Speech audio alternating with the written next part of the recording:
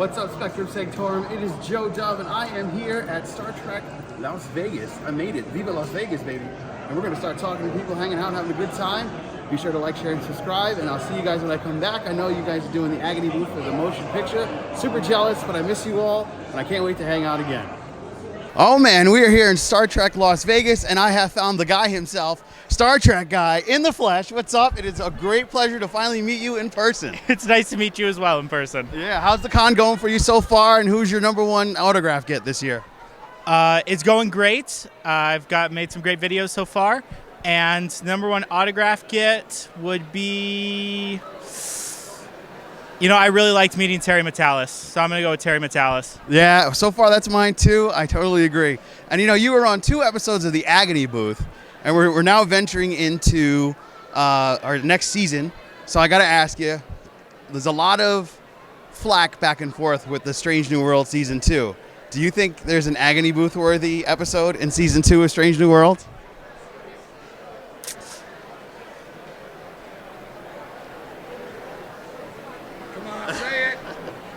Yes, but I'm not going to say which one. No, that's fine, that's fine.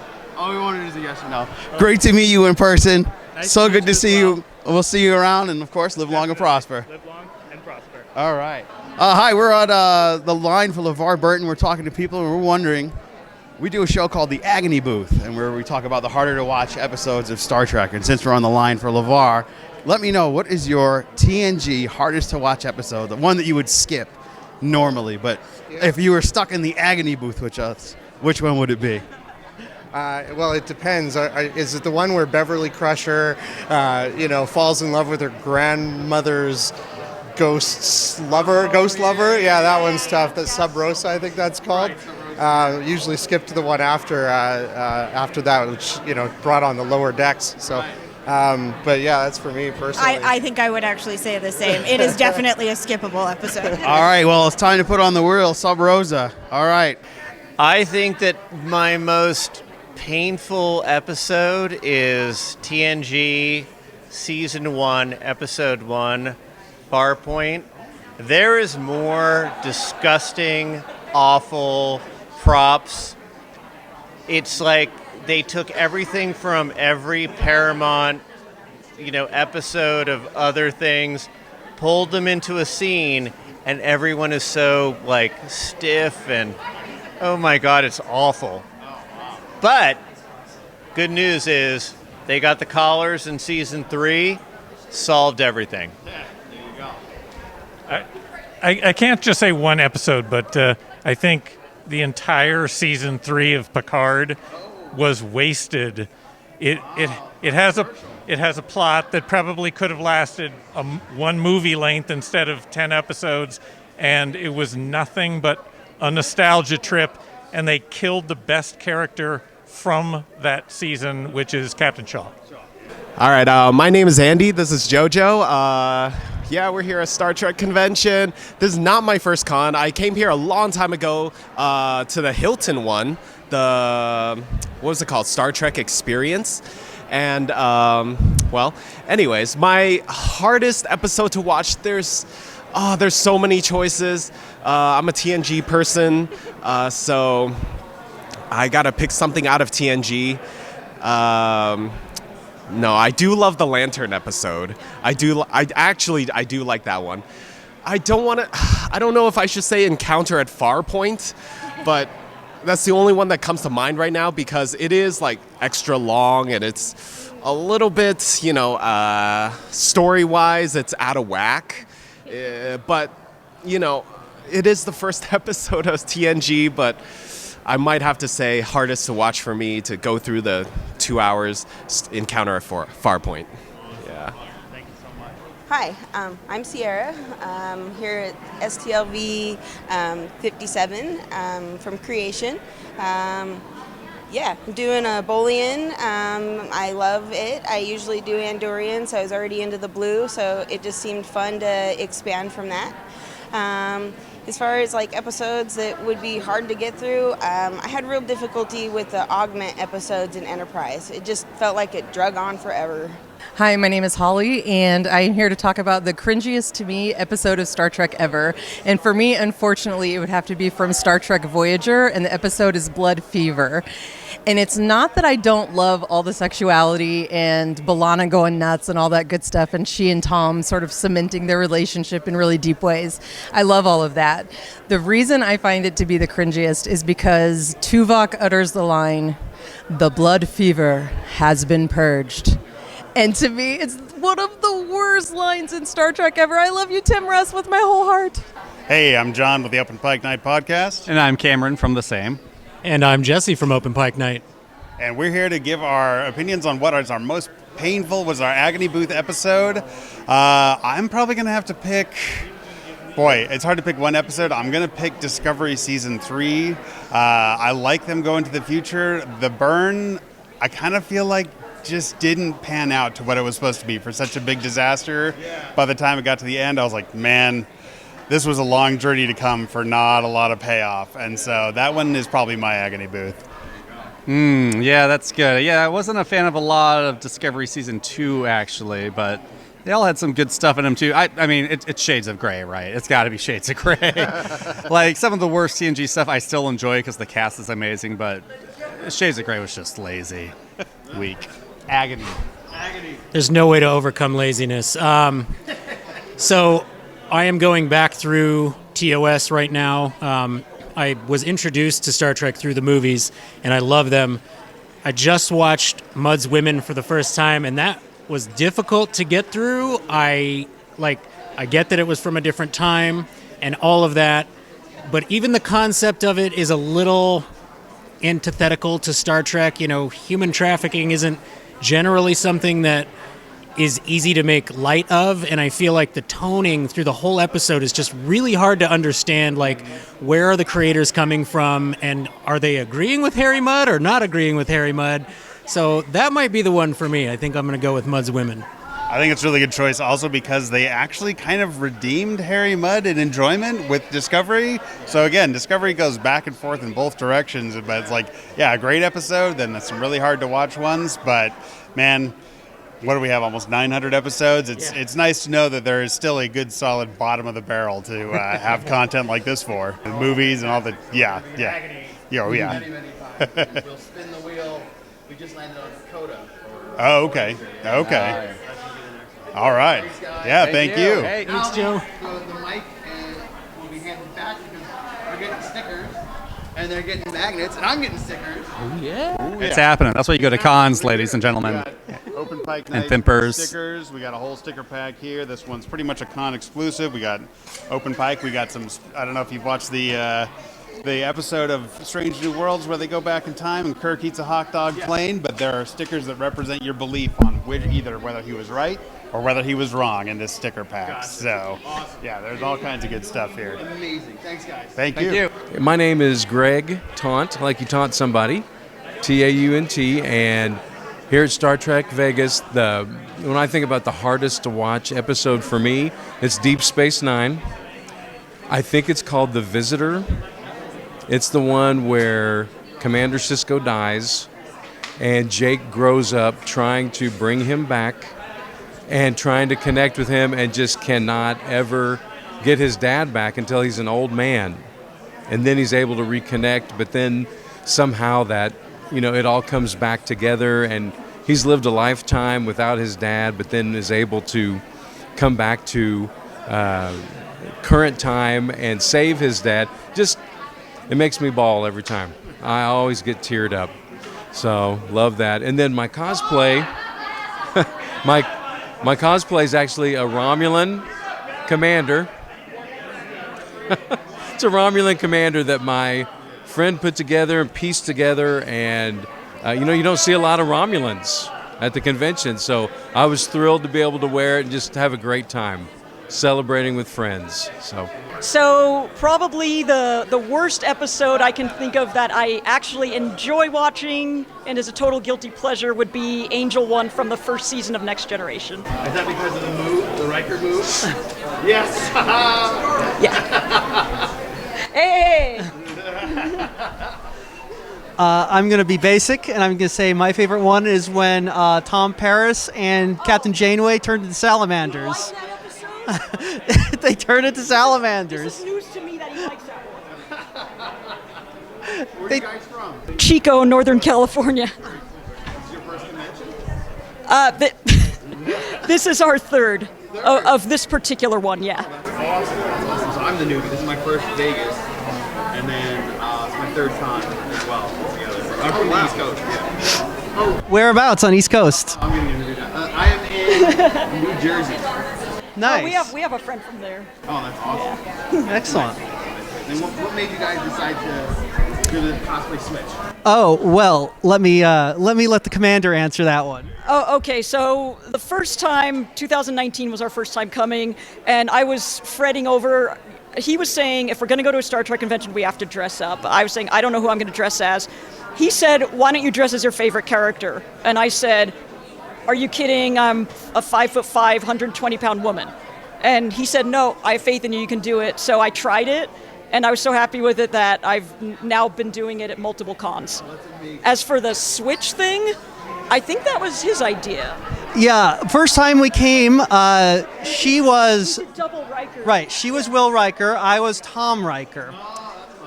But he grew his, during COVID, he let his hair grow really long. It's under the wig, but it's really long. And he said, and he absolutely refused to grow a beard again because it's gray now. It's itchy. No like beards. So And it's gray. Yeah. Yeah. Plus, it turns out that I'm actually really pretty, so I thought I'd take advantage of that. So. This is actually our very first time with this costume. I did the makeup this morning. I've never done it before. Didn't know how it would turn out. But she did an excellent job. I'm very happy with it. I had to ask because your costume was incredible. This is all latex. You turn around, amazing TNG suit, 100% head to toe, absolutely amazing. So my question to you is, since you're in the TNG uniform, what would you call, we do a show called the Agony Booth, and what would you call the hardest to watch episode of TNG? The hardest to watch from like the perspective of the characters going through hell, or just like this is a horrible episode? Oh man, worst episode of TNG. Gosh. I love TNG, so it's kind of hard to pick one out, but I honestly don't like a lot of the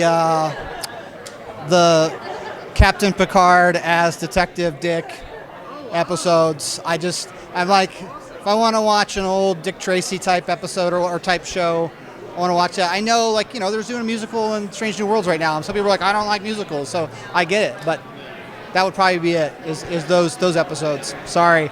Cody. My name's Cody Gammon. I live in Phoenix, Arizona, and this is Fantastic Wares from MrPierre.com.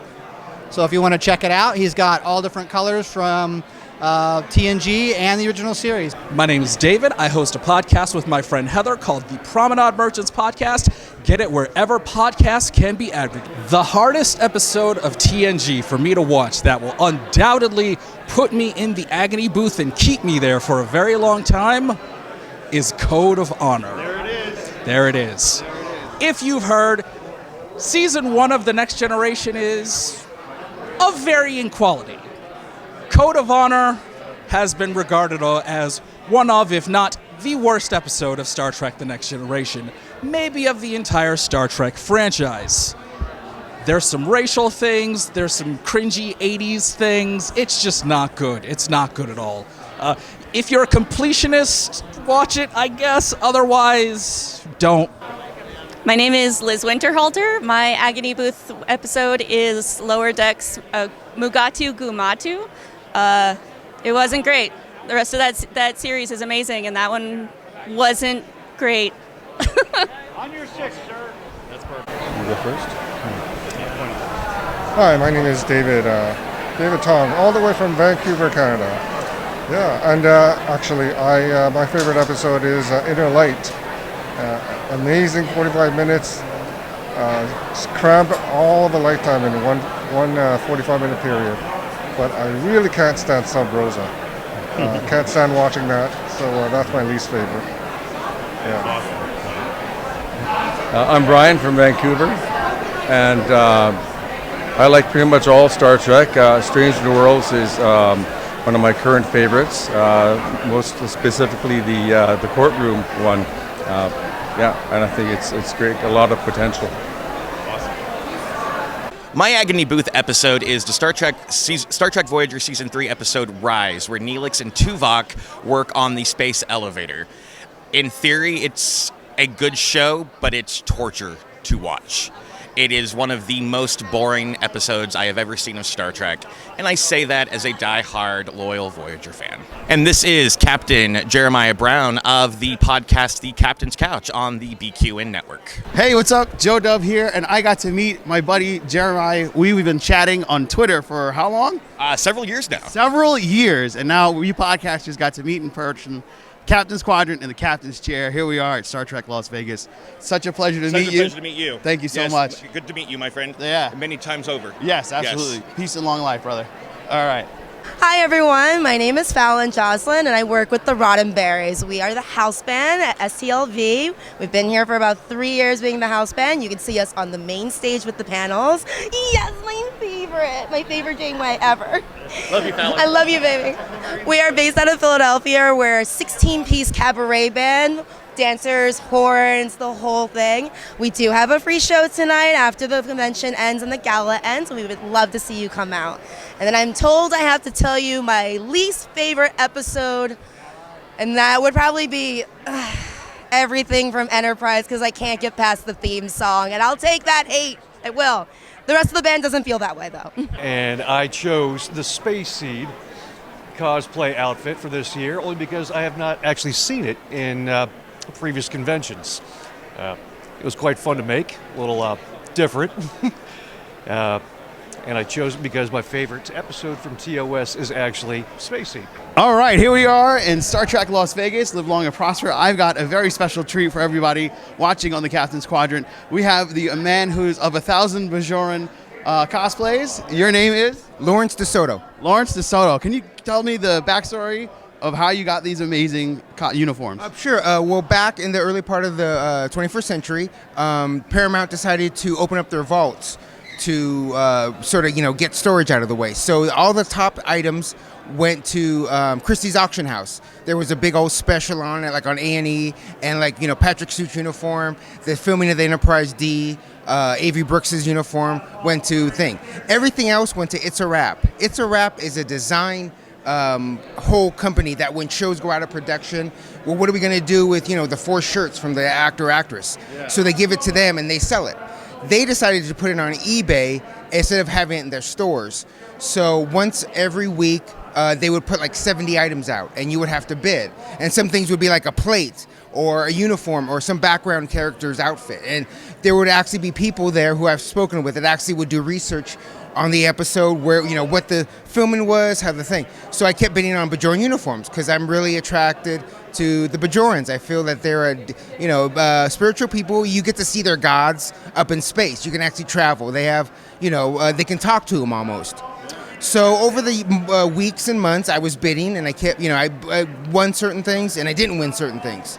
So that's how it came to be. So I have Command, which is the red one. I have Gray, which you guys call engineering, I believe. Right. But we call it services because we're providing a service to you. What else? I've got a medical, mock, the smock one that they wear when somebody gets hurt, and they put that thing over, like in the hospitals. And I got First Minister Shakar's, his suit. I didn't want to bring it because it's really heavy, but I did bring the belt. But I'm going to use that tomorrow for my Bajoran civilian attire. You'll see tomorrow. Awesome. We're going to keep looking for it. Yeah. And luckily, everything fits. I was totally shocked and surprised to open up the box and pull it out. I'm like, this is nice. Well, at least let me try it on once just to see. And wait, the shoes fit. Oh, boy, the jacket with the belt. I'm going to wear this to a convention. And so no stitching or anything yet? No, it was all, the legs. I think the actor who owned or who portrayed this one was taller. Because the legs go down to the, I'm only 5'7". I think he was probably about maybe 6'1", 6'2". Because it's supposed to have that stretch to it. Right. But you see how it's all kind of wrinkled? Yeah, baggy. Yeah, made for a taller person. Right. So, yeah. So everything's stuffed in the boots. Cool. And that's what's great about the Bajoran boots too, because you can actually not have this. You can actually go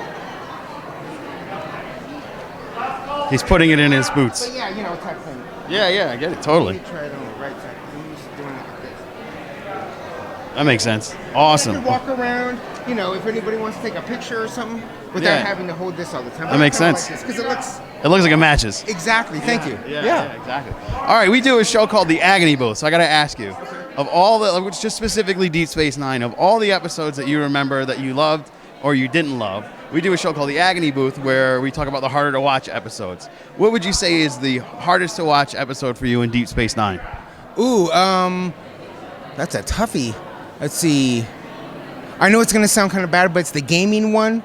The one where Alan Moraine? Yeah, Alan Moraine. Yeah, that's the one. I mean, it's so bad.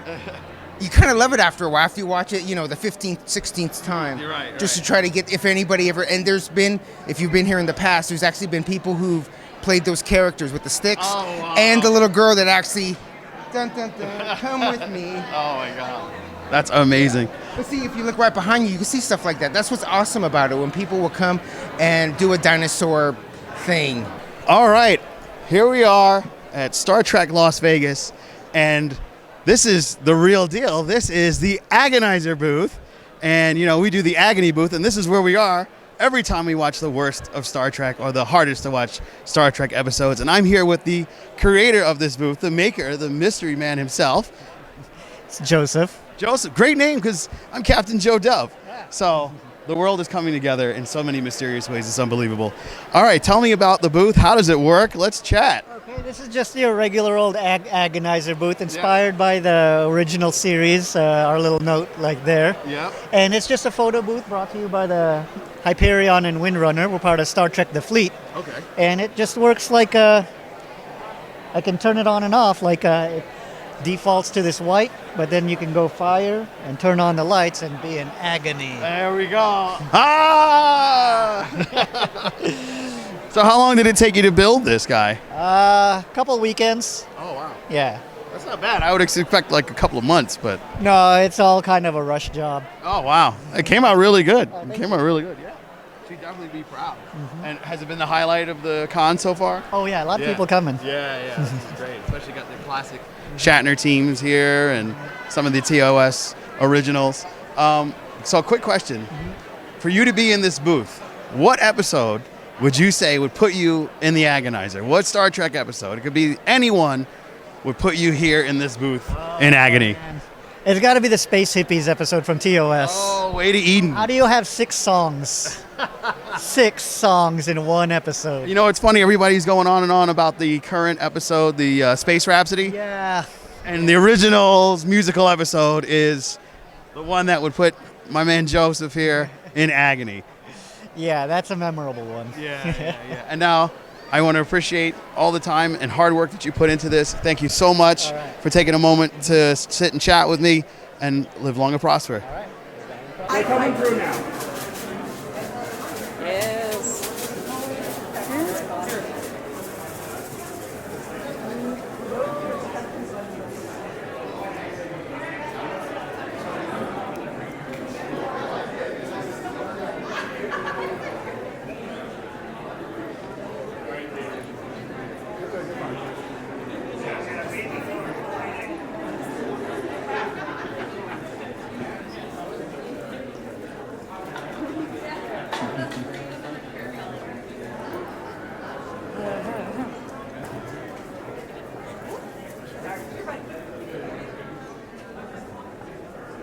Now all they have to do is get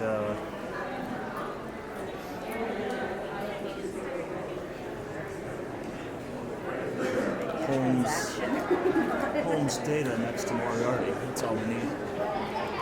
I know there's a Moriarty around here somewhere.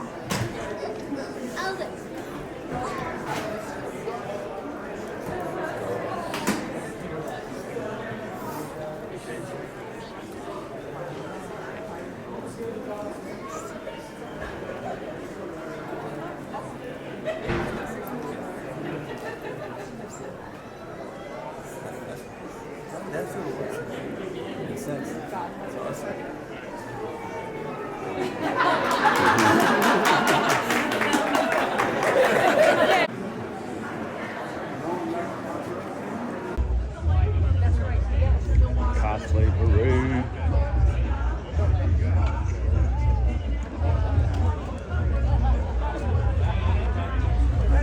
It's been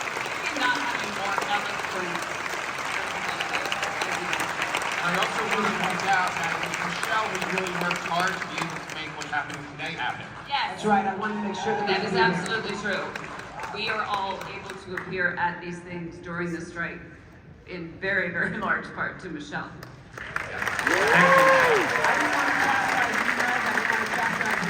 This is a sacred thing that we have, and we want to support each other. So we needed to have this con so that we could have this love and this support continue. Let's go through the process, and going into it with fear can and fighting against it can really it can cause a lot of turmoil. Take a balance between the two of them. And I mean, you know, after today, Michelle heard. I mean, you know what I'm saying? Like, oh, stop now. Come on now. True. I mean, you know, we learned some crazy stuff about what she's been doing. It's like, what? Yeah, Angela Davis, Jesus, best activist, the rebellious one. You know. Beautiful. Well, I mean, like, in the pantheon of history or whatever, my first introduction to, like I don't know, I grew up in a pretty traditional house, and when I got to like go to college, like, I was introduced to the work of bell hooks, and so, like, very luckily, my first introduction to feminism was intersectional feminism, and that made it feel, I don't know, that just, like, really crafted a worldview for me that I'm very, very grateful for. And then on a closer level, like in my own orbit, there are so many members of our Star Trek family that are incredibly active activists, and of course, like, getting to know Michelle is, like, pretty astonishing. But also in our own cast, Wilson Cruz is an incredible activist. He's always working. He's always, you know, sort of refocusing things in a sort of like worldwide context. And Anthony and all of my friends, I think, have enlightened me and opened up my perspective and made me check in with what really matters everywhere we go and every step of the way, and within the stories that we tell. Most importantly, because that's our job, is telling stories and shaping narrative. So I'm super grateful that I've lived in the company of such amazing activists and such great minds.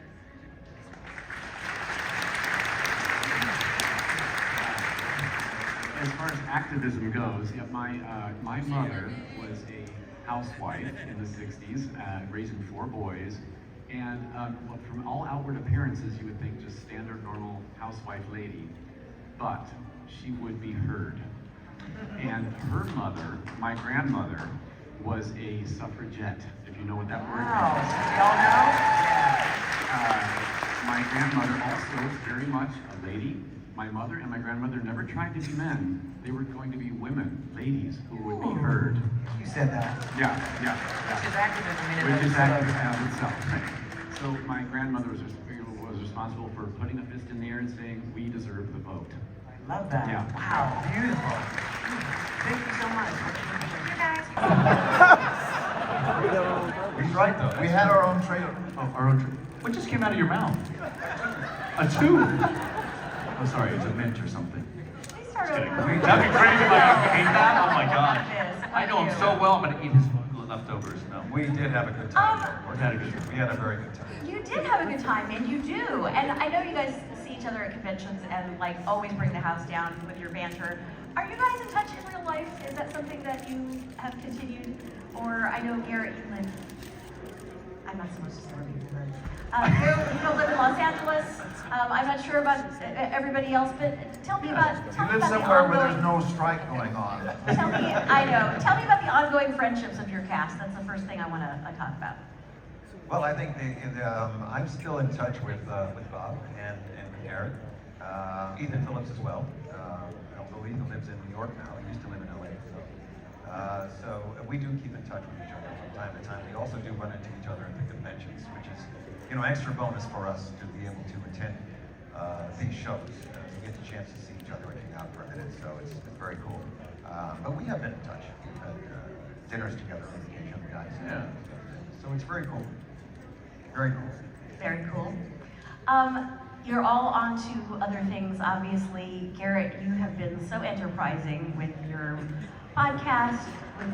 Sorry to say. Yeah, you can say that. Fantastic. Tell me about your podcast, and I'm going to ask about t-shirts and everything else. Yeah, just the podcast. It started in 2020 during the pandemic, and my lady Megan was like, "Well, you know that idea you had for many, many years. Well, now's the time to do it." And I said, "Oh, yeah, it's a good time."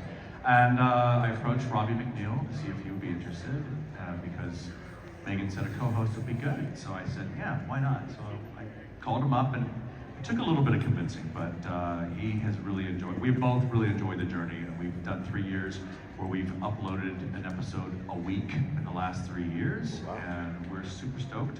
We've actually finished every episode. Hey, Garrett. Yeah. Tell them what Picard said to you about that. What did you say? You don't remember? Well, Garrett, that was a very good idea. Your podcast. You beat me to it. I think we need maybe a little bit more of that, and it's a natural fit. You can use your imagination as to why. So, yeah, thanks for your question.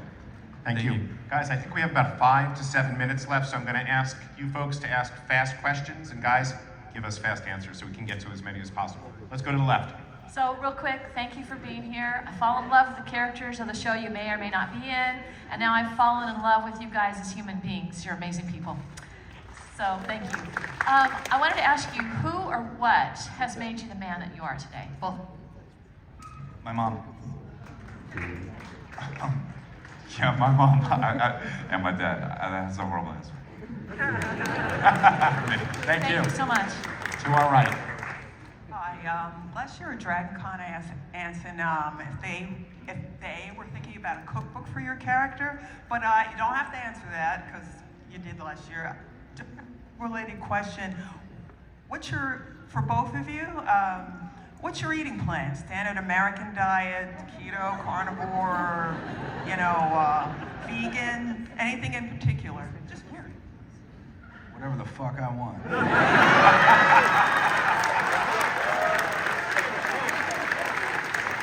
50. I don't care anymore.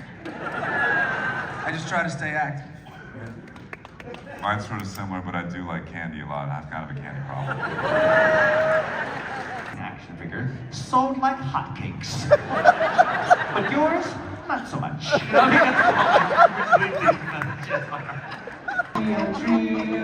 You're just the cutest Vulcan I've ever seen.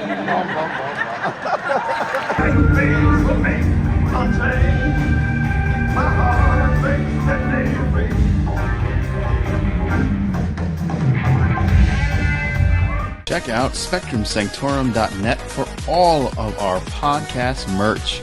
We have an entire merch store ready to give you all the things that you loved about our podcasts. And get notified on all of our socials: Facebook, Instagram, Twitter, YouTube, and our Spectrum Sanctorum merch store. Follow us today and be sure to hit that bell when you're watching our YouTube videos so you can be notified of when a new episode releases.